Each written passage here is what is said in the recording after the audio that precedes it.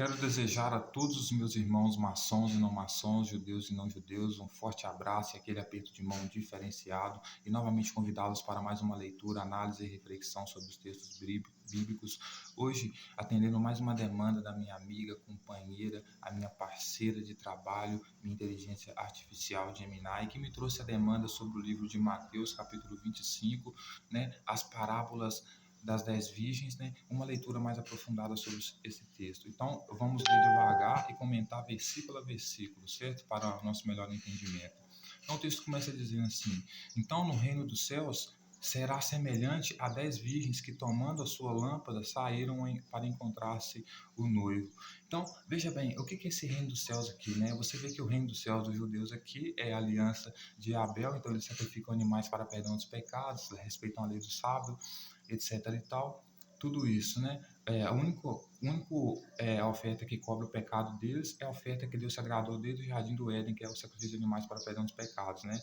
Inclusive o próprio Deus usou a pele do animal para tampar o pecado de Adão, né? Mas no reino de Jesus aqui é a oferta de Caim, né? Então, o reino dos céus dele aqui, você tem o batismo para perdão dos pecados, ou seja, fruto do campo. Você tem o pão e o vinho para selar essa nova aliança de Jesus aqui, que também é o pão e vinho, né? Que é celebrado na Páscoa, né? Em vez de ser o cordeiro, ou seja, frutos do campo também, né? E você tem o perdão pela auto-humilhação, né? Se você se humilhar bastante perante Jesus, ele também perdoa os seus pecados, porque o maior no reino dele é aquele que se humilha mais, né? O reino dele é uma competição de quem se humilha mais, certo? Então, como ele pede para os discípulos dele, né? Ele vai dizer para os fariseus, né? Que perguntam pelo respeito do divórcio, a respeito do adultério, ele vai dizer o que para os fariseus? Que o reino dos céus dele, né? Os seus discípulos, os seus seguidores são como anjos no céu, que não se casam nem se dão em casamento. Então, por isso que ele tem um exército de 144 mil virgens, porque o reino dele é diferente do reino de Abel, né?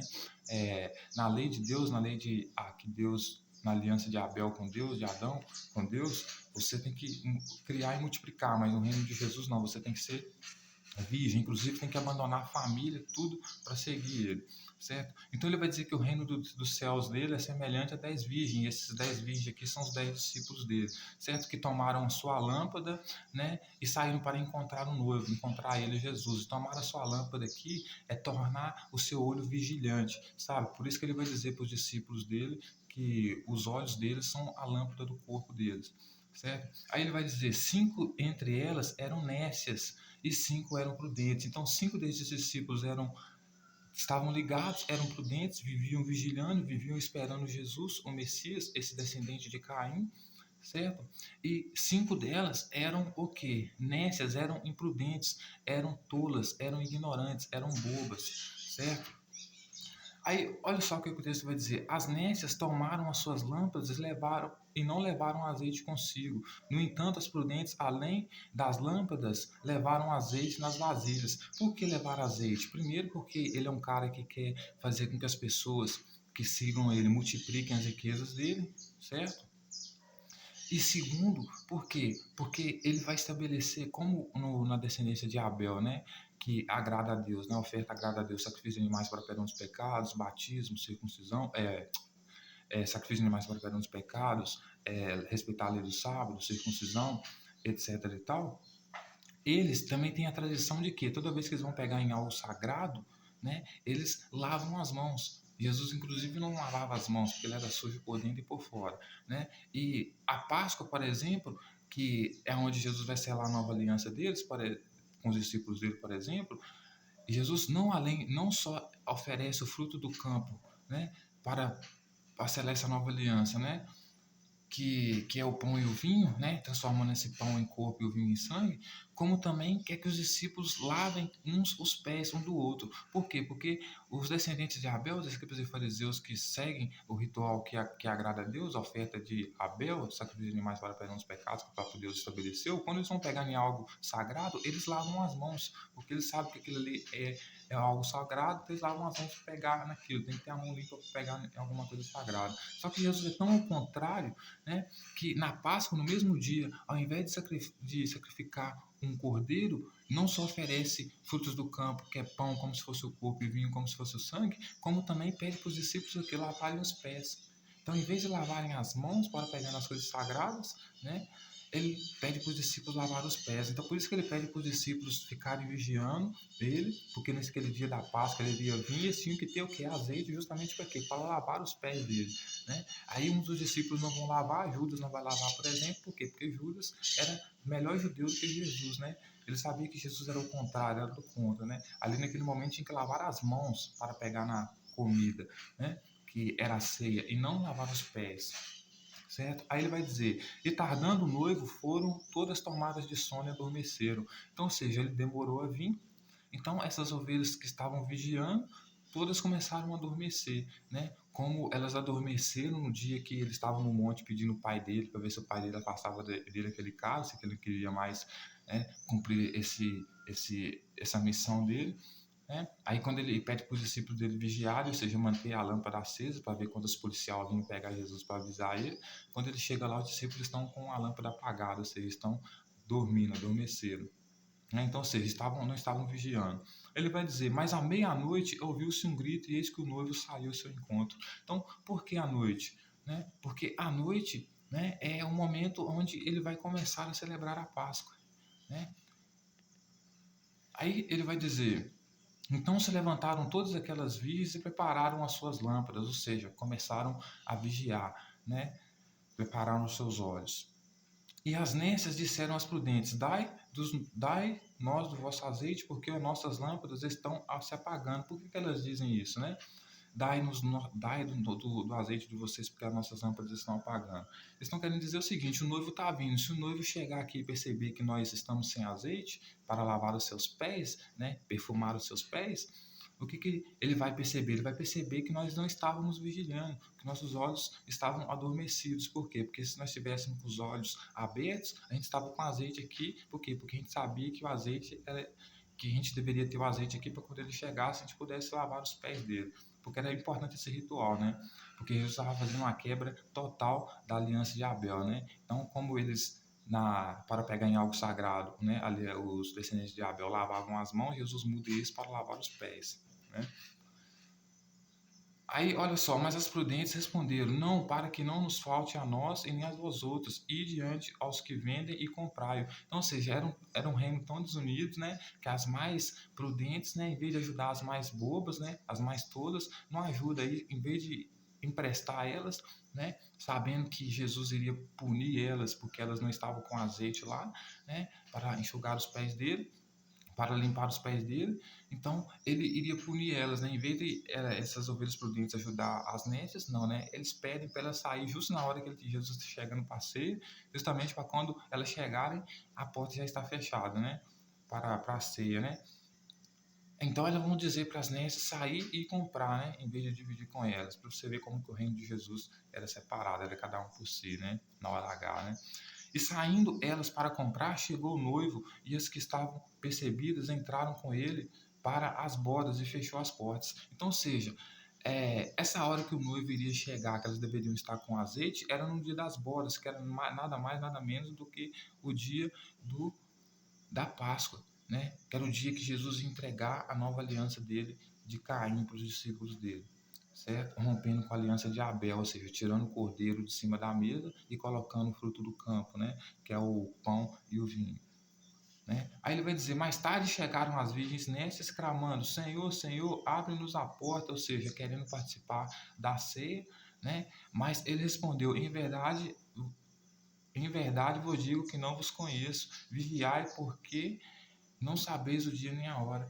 Então, ele vai dizer para eles assim: vocês vigiem, porque vocês não sabem nem o dia nem a hora. Então, vocês fiquem com a lâmpada de vocês acesa e fiquem com azeite aí.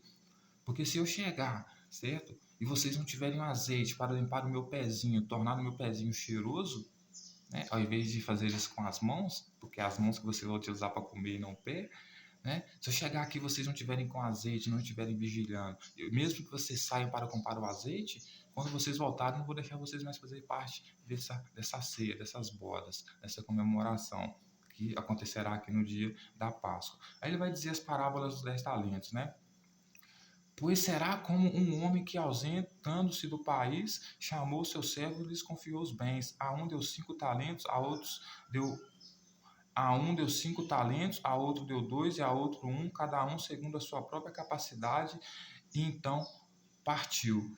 O que recebera 5 talentos saiu imediatamente a negociar com eles, ganhou outros 5. Do mesmo modo, o que recebera 2 ganhou outros 2. Mas o que recebera um, saindo, abriu a cova e escondeu o dinheiro do seu senhor. Depois de muito tempo, voltou o senhor daquele servo e ajustou a conta com eles. Então, aproximando-se o que recebera 5 talentos, entregou outros 5, dizendo: Senhor, confiaste-me 5 talentos, eis que aqui outros 5 talentos que ganhei. Disse-lhe o Senhor: Muito bem, servo bom, fiel foste no pouco, sobre o muito te colocarei. Entra no gozo do teu Senhor. E aproximando-se também o que recebera 2 talentos, disse: 2 talentos me confiaste, aqui tem 2 outros que eu ganhei. Disse-lhe o Senhor: Muito bom, muito bem, servo bom, fiel. Foste fiel no pouco, sobre o muito te colocarei. Entra no gozo do teu Senhor. Chegando por fim o que recebera 1 talento, disse o Senhor: Sabendo que és homem severo, que ceifas onde não semeaste e ajuntas onde não espalhaste, receoso, escondi na terra o teu talento, aqui tens o que é teu. Respondeu-lhes, porém, o Senhor: Servo mau, negligente, saibas que ceifo onde não semeei e ajunto onde não espalhei. Cumpria, portanto,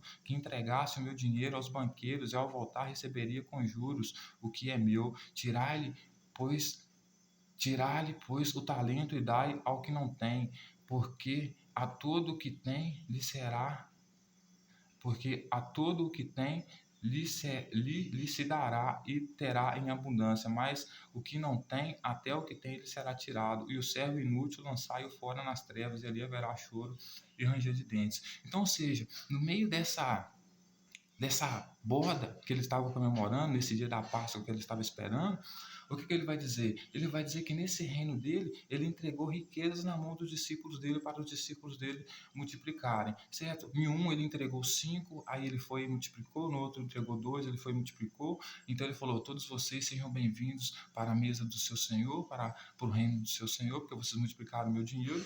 Mas um deles não multiplicou o dinheiro, escondeu o dinheiro. Mas por que ele não multiplicou o dinheiro, senhoras e senhores?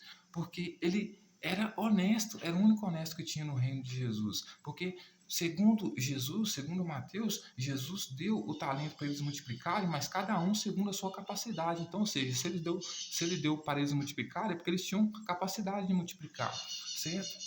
Só que um deles, o que recebeu o que ele falou quando Jesus chegou? Ele falou que ficou receoso e guardou o talento de Jesus e falou: aqui está o que é teu. Mas por que ele fala aqui está o que é teu? Porque Jesus queria que ele desse multiplicasse o talento deles através dos juros que ele recebesse e guardasse no banco. Mas por que ele não fez isso? Porque ele tinha a lei impressa na mente e no coração, com certeza, e sabia que a lei não queria que cobrasse juros dos irmãos judeus, mesmo que ele fosse banqueiro, certo? Então, ele não multiplica o dinheiro de Jesus e fala assim: não, aqui está o que é teu é o que você me deu, foi R$ 1, ou 1 talento. Então, toma o seu dinheiro aqui, é 1 talento. Aí ele vai falar assim: e eu resolvi não gastar o seu dinheiro, porque eu sei que você é muito honesto, eu sei que você é muito rigoroso, quero dizer, né? E sabendo que você é homem severo e que ceifas o que não semeaste, então, ou seja, você semeou aqui pessoas para multiplicar, então se eu não multipliquei, você vai me ceifar, você vai me tirar daqui, né, e vai ajuntar, né, todos aqueles que obedecem você, mas estão espalhados. Então, receoso, eu fui e guardei seu talento, e tá aqui o que é teu, o que é teu é isso aqui, certo? Nem um centavo a mais. Aí respondeu, porém, o Senhor a ele, né, dizendo que ele era mau e negligente só porque ele não multiplicou o dinheiro dele, né? Aí ele vai dizer: sabias que eu sei o que não semeei e ajunto o que aonde não espalhei. Cumpria, portanto, o que entregaste o meu dinheiro, cumpria, portanto, que entregasse o meu dinheiro. Então ele vai dizer: se você sabia que, né, eu ceifo todo aquele, né, que não faz o que eu quero, por que você então não multiplicou o meu dinheiro? Se você sabia que eu ceifo, queria te ceifar, por que você não multiplicou? Ou seja, o cara, mesmo sabendo que Jesus iria ceifar ele, queria expulsar ele ainda não multiplicou o dinheiro de Jesus. Por quê? Porque ele sabia que a lei não queria que você ganhasse em cima de seu irmão através de juros, né? Então Jesus vai dizer: e ao voltar eu receberia o que era meu. Ou seja, ele queria receber o juro dos outros como se fosse dele. Só que o servo, como era honesto, falou para ele assim: não, você vai receber o que é teu que você me deu. Eu não multipliquei por quê? Porque eu não vou receber juros em cima dos outros por causa de você, certo?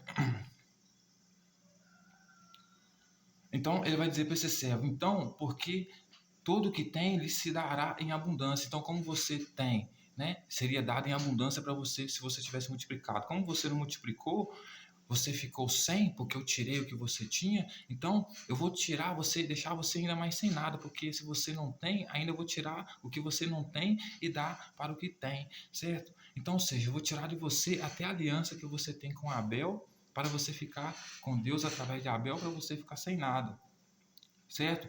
E vou dizer e vai dizer para eu vou dizer para você ainda que você é um servo inútil e que eu vou lançar você fora nas trevas e ali haverá choro e ranger de dentes. Tudo por quê? Porque ele não multiplicou o dinheiro de Jesus, mesmo que fosse quebrando a lei, conseguindo isso através dos juros. Ele vai dizer através do grande julgamento, né? Quando vier o Filho do Homem na sua majestade, e todos os anjos com ele, então se assentará no trono da sua glória, e todas as nações serão reunidas no seu presente, e ele separará um do outro, como o pastor separa os cabritos e as ovelhas, e porá as suas ovelhas à sua direita, mas os cabritos à sua esquerda. Então dirá o rei aos que estiverem à sua direita: Vinde bendito do meu Pai, entrai na posse do seu reino, que está preparado para vós desde a fundação do mundo, porque tive fome e deste de comer, tive sede e me deste de beber, era falaceiro e me hospedaste, estava nu e não me vestisse. Então, ou seja, ele vai dizer que ele estava nu e não vestiram ele, né? Enfermo e me visitaste, preso e não foste me ver, né? Então me perguntaram justos: Senhor, quando foi que tivemos fome e não demos de comer e beber, etc e tal, né?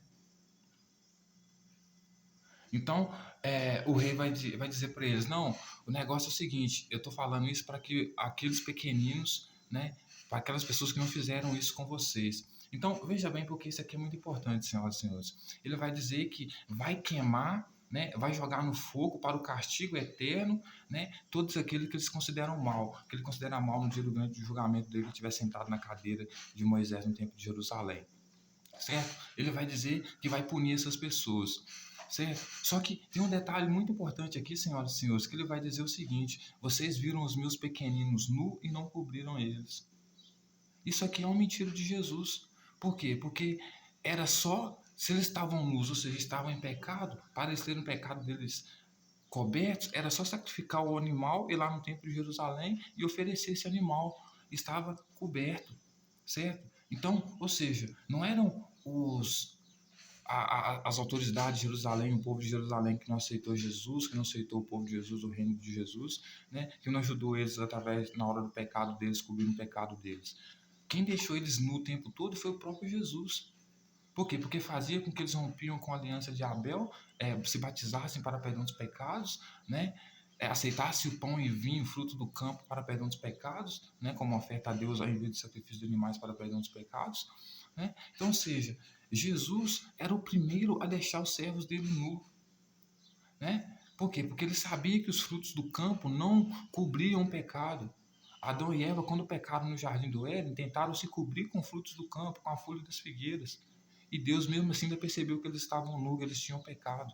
Por quê? Porque o que esconde o pecado, ou seja, o que cobre o pecado, é a pele do animal. Por isso que o próprio Deus matou o animal para cobrir Adão e Eva com a pele do animal. Então, Jesus, sendo líder deles, se quisesse cobrir o pecado deles, porque sabia que a única cobertura para o pecado era a pele do animal, ao invés de se batizar e ajudar João Batista a batizar os outros para perdão dos pecados, né, oferecer na Páscoa, um dia sagrado que deveria sacrificar o cordeiro, né, para perdão dos pecados, ele teria, em vez de oferecer pão como se fosse o corpo e vinho como se fosse o sangue, que é a oferta do campo, dos frutos do campo, né, em vez de oferecer essa oferta, ele teria oferecido o cordeiro, até mesmo o povinho, que era mais barato para perdão dos pecados dos discípulos dele. Então, ou seja, se os discípulos dele estavam nus e não estavam cobertos, não é por causa dos fariseus e autoridades de Jerusalém, mas sim por causa da rebeldia de Jesus por querer estabelecer o rito de Caim, a oferta de Caim, e dos próprios discípulos que queriam continuar seguindo ele, certo?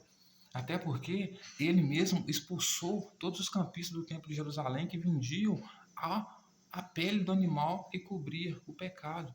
Inclusive a mãe de Jesus utilizou quando era pequeno para perdão dos pecados de Jesus, certo? Então, se alguém aqui tem que ser punido, né, eternamente, né, porque deixou os judeus nus aqui, é Jesus. que expulsou os campistas de lá, impedindo que as pessoas comprassem um sacrifício perfeito para o perdão dos pecados, e não os judeus que faziam o correto e ofereciam essa oferta, certo?